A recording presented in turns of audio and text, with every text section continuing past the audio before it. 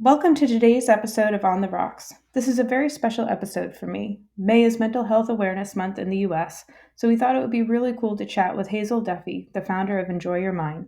Today we're going to delve into topics around mental health and well-being for on-site workers within the global mining industry and how uniquely important this topic is for our industry. This conversation does touch on some heavy topics such as suicide, so please keep this in mind when you're considering where and how you listen to this episode. If this topic isn't a good one for you to listen to today for any reason, please join us for our next episode or come back and listen when you're in a different spot. Please also note that neither Hazel nor I are mental health professionals, and nothing we discuss today should be interpreted as mental health advice. For that, please always seek out a professional. I had no idea before working on this episode that mining has the highest rate of male suicide of any occupation in the US, over double the national average. That I could be as deeply involved and networked as I am in this industry and I didn't know that was pretty shocking to me. So I hope you find this discussion as illuminating and hope inspiring as I did. Hazel is an ex fly in, fly out worker and now founder of the impactful startup EnjoyYourMine, a well-being platform consisting of on-site workshops, classes, and webinars. With a deep understanding of the challenges faced by miners, Hazel was inspired by the urgent need for a safe, inclusive environment. Driven by the desire to create real change and an on-site injury incurred as a blast crew member, Hazel established Enjoy Your Mine as a solution to help aid in reinventing the mining reputation to one of enjoyment, opportunity, growth, and purpose. With that, pour a cup of coffee or a glass of whatever you're drinking, and let's dive in.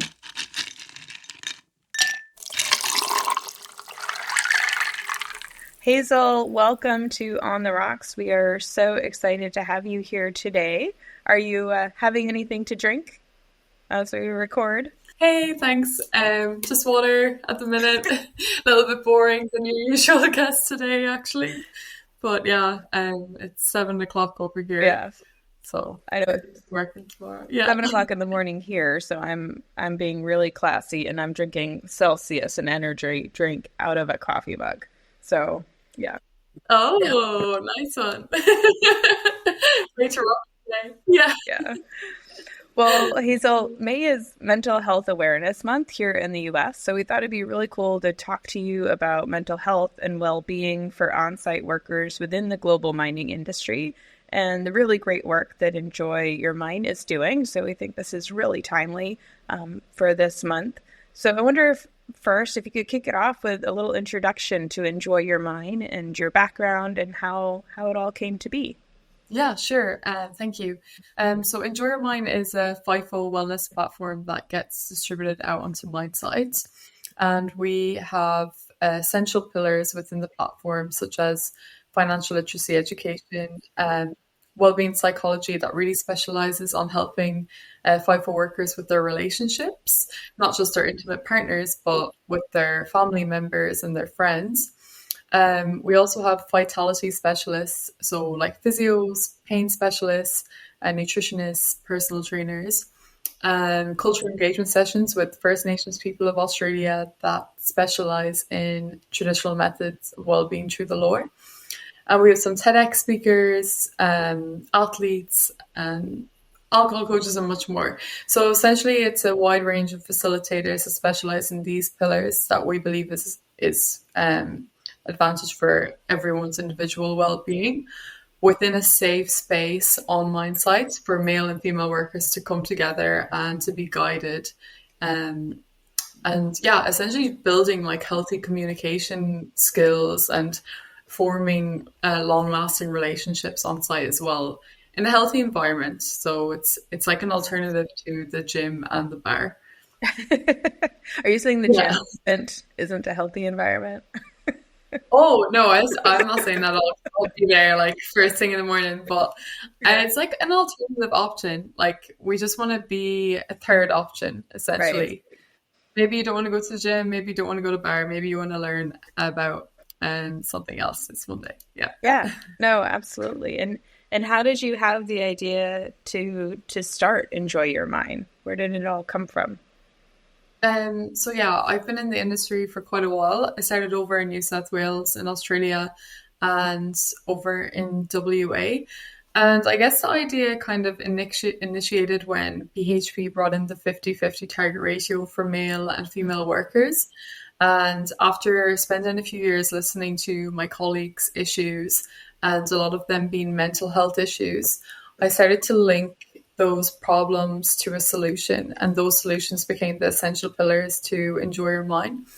Mental health is a massive thing over here in Australia in the mining industry, and we're actually losing lives every second day to suicide over here. 80% of the workers actually experience significant amount of stress, anxiety, and depression, and like third of that is at the clinical cutoff.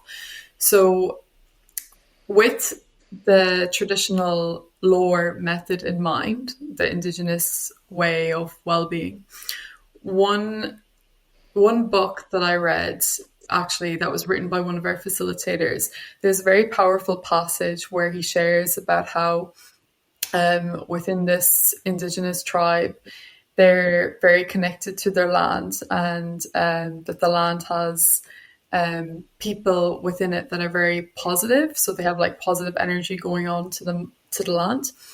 And if the elders had seen someone go onto the land with negative energy, which negative essentially would be someone with anxiety, stress, or depression, that they would take that person off the land, sit down with them and do some storytelling, which would be through like dreamtime stories. And until he was coached out of his mental health issues, he would then be allowed back onto the land. So I just thought it was a very powerful visual perspective to think that if 80% of the workers in the industry are having these issues, that means that 80% of the workers would have been taken off the land by traditional owners back in the day.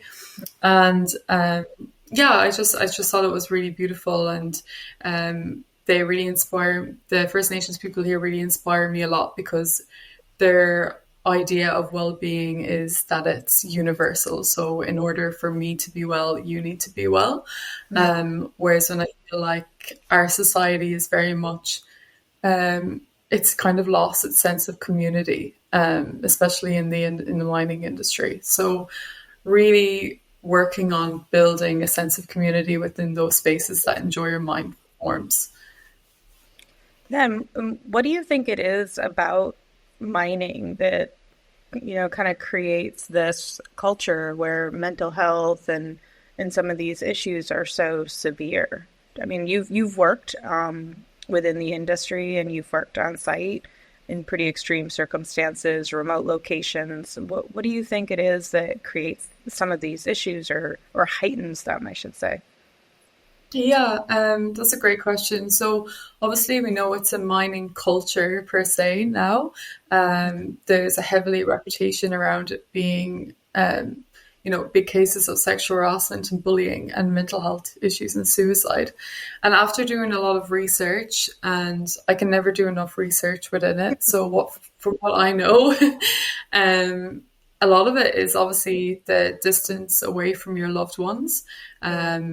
Feeling disconnected from them, missing out on significant events, like memorable events, and then having to come back and feeling like an outsider when you come back into those family environments. And it takes a little while for you to settle back into the swing of things once you get back home, and then you have to go back and do it all again. And you're just constantly having these kind of push and pull issues coming up, as well as like lack of like physical touch as well. Like that's a massive one. I don't know how many hugs we're supposed to have a day, but I know it's a lot. Yeah. And I know that besides that as well, you're in a repetitive work cycle. Sometimes people can go a full day without actually speaking to anyone, and that's very lonely, as well as maybe the nutrition on site as well, being able to eat healthy, that's a massive thing for your mental health. There's many issues surrounding this, but yeah, they're the ones that I'd be strongly with. Yeah, and I know you had mentioned earlier also that you all offer support for pain management, or like physical health aspects. And I just think that's something that also sometimes goes unrecognized, like the physical, the strenuousness of what goes on and the impact of pain on mental health, even in other industries. Yeah, definitely. Yeah, that's a big one, and that's one that I resonate with highly as well. Hmm. And from what I've experienced as well, I've met a lot of people in the industry who have been in severe pain, and mining is all they know, and they just continue to be there, but they lose their themselves in the process, their own personalities that were once bubbly, And yeah, I know that myself. Obviously, I had my back, my spinal injury on the mine site, and I still have a lot of pain on a daily basis today, and I have never been the same since. But I think it's difficult for people to understand that unless they've felt it themselves. And yeah, I know it's it's also something that's difficult to have empathy towards someone else because if you haven't, yeah. Yeah. But what I notice is that older people seem to just kind of have more empathy towards my story than anyone else. And they're the ones that I kind of seen having the most pain out on the sites as well. And the worst thing is for them is that they don't know what other kind of source of employment they'll be able to go back into.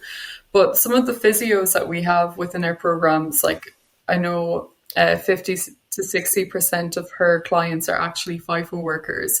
And the pain management is only one part that she deals with. Like she has to help deal with their, mental health problems as well. And it's really sad because, yeah, another thing I came across was I was looking at a mattress one day, Hmm. and I was actually doing I was representing EnjoyYourMine at the convention centre here in Perth when it was just very, very new. And I seen this mattress company advertising their mattresses, and I decided I wanted to go over and just lie down because I was in a lot of pain that day. And I lie down and tested out her mattress, and she was like, you're very young. Why do you feel like you would need this particular mattress? It costs a lot of money, and it's just like built in to help people with all of these different issues. And I told her my story. I was in the mines, and I had a really bad injury, and it's very impactful to me. And she said, it's really sad, and I'm going to tell you this because it's really important that you know this, but our highest paying customers are FIFO workers that are men between the age of 30 and 40 years old. And I was like, that's devastating because, yeah, that just shows how much of them are struggling out there. And a lot of the time, men are very scared to speak up about what issues they're going through. And yeah, there's a higher percentage of men taking their own lives as well in the industry. So it's quite upsetting. Yeah, and I know when you and I were prepping for this session, we talked a little bit about that, the high rate of suicide among mining workers in Australia. And I, told you I had never seen that statistic mentioned for the U.S. or Canada since I'm based in the U.S. And I did some research, and my mind was I just was so shocked. I had no idea that according to the U.S. CDC, mining has the highest suicide rate of any occupation in the U.S. The national standard for men is 32 individuals out of every 100,000 people in the population, and within the U.S. mining population, it's 72 out of 100,000. So that's over double the national average. And there were no statistics for women in the mining industry. I'm guessing just because the participation is so much lower. That's compared to eight women for every 100,000 people are in the general population are at risk of suicide. But I wonder if you could speak to that a little bit and what Australia is doing or how Australia is approaching this, because it seems like there's a much higher level of awareness of the risk within Australia, just from what you've described to me. Yeah, so I'm definitely not the only company out there that's focusing on the FIFO workers' well-being. There's a lot of companies that are specifically focused around mental health and like mental health first aid as well. I don't know if that's a big thing over in the US. Have you heard of that before? I haven't. What is mental health first aid? A mental health first aid is basically first aid completely targeted around someone that would have mental health issues or problems. So you're certified in how to deal with these people and how to help them. It's definitely a course I'd recommend. But yeah, so we have other mental health corporations that focus on giving workshops to the individual workers around, their thoughts, their feelings, how to speak to someone else if they're going through a difficult time, and how to encourage them that it's okay to be going through a hard time as well, and just kind of giving them support numbers or networks as well who to reach out to, and giving them different activities as well, resources to implement into their daily lives to go forward. A lot of it is done within a group setting environment, and really tending to build relationships among the crew and build like a safe space. And that's what EnjoyYourMine is all about. It's just all about that safe space that we provide on site, because that's really where the magic happens. It's just allowing a space for people to speak up about what they're going through as well, almost like a support group, and just offer guidance. It's a big thing over here for sure. We have a lot of summits that are particularly based around just addressing these issues, and I think that's really important for the leaders within the industry to come together and collaborate with their ideas on what they do, and coming up with new strategies that they can implement in the different mining companies.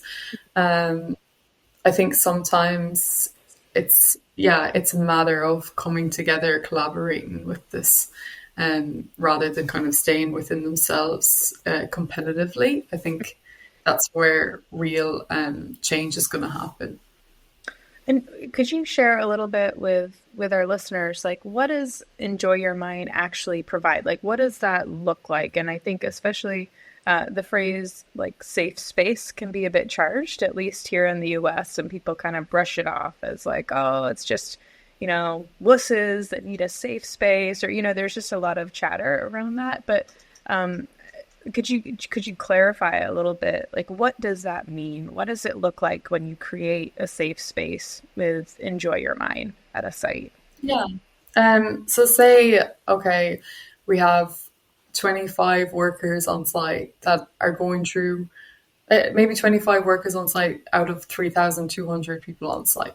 Sure. And they see that there's a workshop readily available for them to attend after work this evening, and it's based around relationships and how to improve the relationships. And they just take the initiative that, okay, instead of going to the pub tonight or going to the bar tonight, I'm going to attend this workshop because I'm actually having problems with my significant others and my loved ones, and it's actually really bothering me, so I want to attend this so I can learn how to do better, or to gain understanding of what's going on, or else just be around a supportive environment that are going through the same thing as me. Sure. So come into that workshop, sit down in that group of people who are all there for that exact same reason. But this time you're being guided by someone who actually specializes in helping people with FIFO relationships. So you're gaining like a very powerful workshop with a lot of insight, a lot of strategies that have proven to work. And you're just learning in the process different tools. You're able to communicate with other people around you about what you're going through if you'd like to, maybe share it with the group, and maybe someone can give you some guidance that's actually your team member or maybe just a colleague. And just really building that safe space where it's just building authentic relationships, because you're speaking about the nitty gritty stuff. You're not just having a laugh at the pub, which is always good crack, as we say in Ireland. It's always a bit of a banter, but it's something much more real than that. It's something that you can really address, unpack, and then take action, or at least step towards helping yourself. It's just, I guess it's providing you with the tools to help you with the problems that you may be facing in your own life, and also creating that supportive environment too. Yeah, and I think it's such a different approach than maybe where people's minds go immediately, which is, and I love all my friends that work in HR, right? But it's not like HR, right? It's not someone from HR coming in and running something where I think people have this, reaction. It's a very different type of offering, right? Yeah, definitely. Yeah, it's very different. And I think that's different as how change is really made, This isn't quite common, and yeah, it's exciting. But also it's the long-lasting relationships that you build within that environment as well. That's really powerful. Mm. Well, and I wonder if you could share a few actionable tips that industry leaders or folks working on site can take to improve their mental health at work first, and then also their colleagues. And I want to remind folks that with statistics that high, first of all, if you are someone listening who's struggling with these issues, you are clearly not alone, right? Like there are so many folks that you work with that must be going through a lot of the same challenges. And if you aren't going through these issues, chances are the people that you're working with are, right? So it's really important to be aware of, number one, to kind of remove some of the isolation that folks might feel. Like, again, just statistics wise, chances are you are definitely not alone, and chances are your colleagues are struggling with this too. So what can folks really take away as something actionable? For their own individual mental health, well, always, as we always will say, is reach out for help. That's the first most powerful step that you can take. And even if that person isn't the help that you needed, go to the next person. Because if you think, oh, that's the one-off solution, is just to reach out to this one person for help, and then they end up not being the one that helps you, that's going to shatter you a bit. So go to the next person and ask for help. Don't give up on asking for help. Obviously surrounding yourself with good people, loved ones, and it's actually professional help that's the best to reach out for. Other techniques that you can do, we actually have some on the podcasts that I've just released on EnjoyYourMine. Bless you. So Paul Callahan, this man that I was telling you about earlier, he was sharing a story about his own personal, just breakdown, and kind of the different tools that he used to get himself back to life again. And, a lot of that was spending time in nature, but also little things you can do is just look for 3 things that you are grateful for that day, or that you think is beautiful at least. And then you're going to rewire your mind to start looking out for those things. And as it might not sound that great. It might be like a bit of an eye roller, but you just have to practice it, because you're training your mind, like you're training the little neurons in your mind to start looking for what's good in your life instead of what's wrong in your life. It's just, you will need a lot of reprogramming. I'm not a mental health expert, so I can't necessarily give advice, but these are just the little tips that I have, to share. And what about if there are folks listening who are in a position where they can provide tools and resources to other folks, so people in a leadership role or a management role that might be wondering, wow, okay, what are some first steps that I can take to help, kind of make the working environment better for my team? Do you have any suggestions for them, other than, of course, they can call you up and talk about bringing in out to their site? Anything else? Yeah, that's so I would definitely say, if it's someone who is HR and they want to try and implement something to their workers, come up with something that they're passionate about themselves in the mental health sector, and get them to do some research, put together a presentation, um, yeah, themselves, because what you're passionate about and what your niche is really going to shine through to others. So all of our facilitators that specialize in these well-being methods of helping people with their problems, it's like a purposeful venture for them. They all have their own story. So if these HR workers connect something to their own story, that's where they're going to get the most power from it, really. That's what I would really advise, because we are natural storytellers and people will always respond a lot more to storytelling. So, yeah. It be genuine and yeah, people can sense that, right? If it's coming from a really genuine space of connection. Yeah, exactly. Yeah. Yeah. Well, we ask all of our guests, Hazel, the same question at the end of each episode, which is, if you could wave a magic wand and change one thing about the mining industry, what would it be for you? What would you love to just wake up tomorrow and something is magically changed without having to do the hard work or convince people or kind of get traction? Yeah, well, yeah, EnjoyYourMine's aim is to reinvent the current reputation. And that's one with sexual harassment, bullying, mental health issues, and suicide. So if I had my magic wand, I would remove it and create it to the one that's uplifted for connected communities and, yeah, safety as well. So that would be what I would wish for sure. I think as well, one of the mine sites over here, just lastly, mineral resources, they're building family rooms onto mine sites and like resort style like accommodation for families to be able to come up and stay with the workers. I think that's absolutely incredible as well, because they're making it home away from home. So that's definitely a good thing as well.